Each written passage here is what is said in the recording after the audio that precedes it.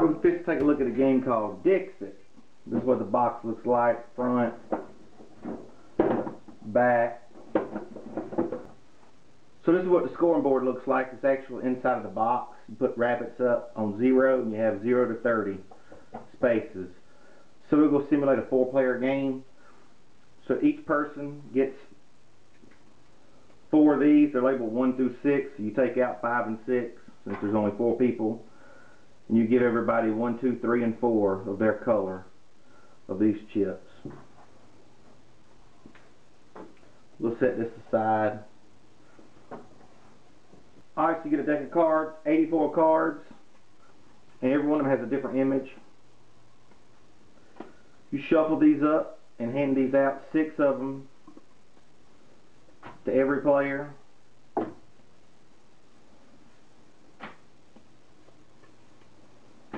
And then you start the game. Alright, so on the first player's turn, what they do is they look through their cards and they pick a card. Say I'm going to use this card right here, and I'm going to say a famous Led Zeppelin song, and I put my card face down. Then everybody else picks from their stack what they think could be a famous Led Zeppelin song. So say this person picks this card.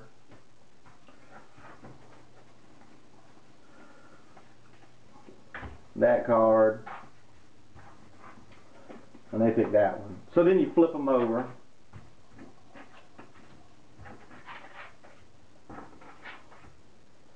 And then everybody takes turns. Everybody votes on who they think, on which one they think is the famous Led Zeppelin song. So at the beginning of the turn, you know, everybody had one of these. So all the colors vote on which one they think. So when I put mine out there, say I'm white, you do like this. So you show them which one's which.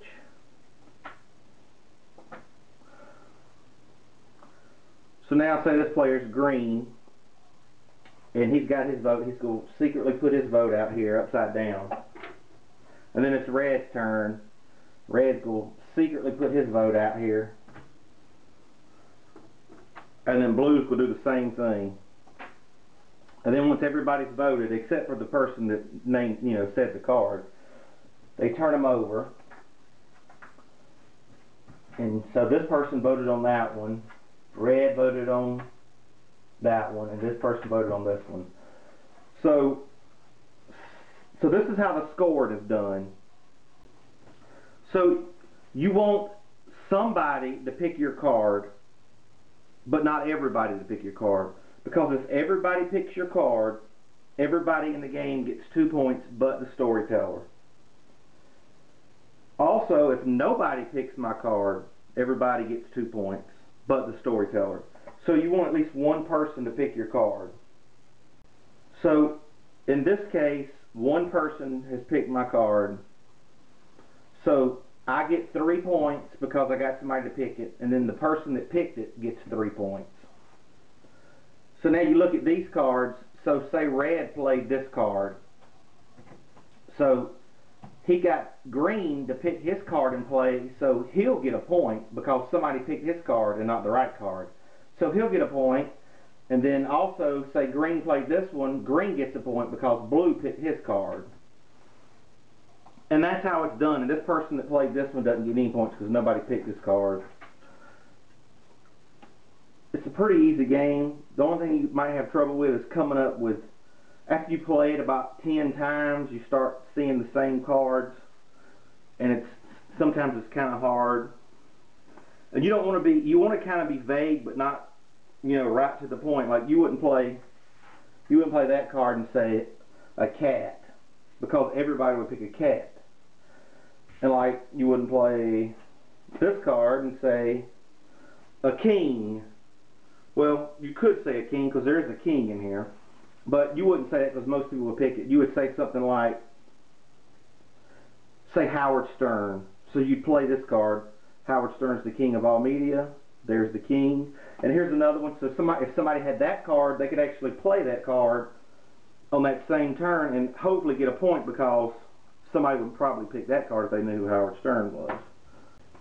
And so some situations are like you could say get away or escape or locked up, and you can see those are kind of,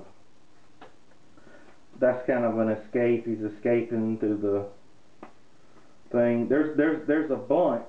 That guy's escaping. I actually used this card before and said the Truman Show, because if anybody saw the Truman Show, you'll know what I'm talking about.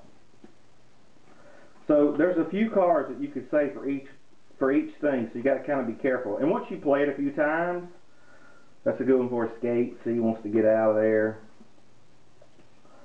Like that one, you could say Elton John or Liberace, or I think I used that. One time we used this card and said, look Ma, no hands, because the clock doesn't have any hands. And then the other people played cards that were showing people like that, and you couldn't see his other hand, so they guessed on that.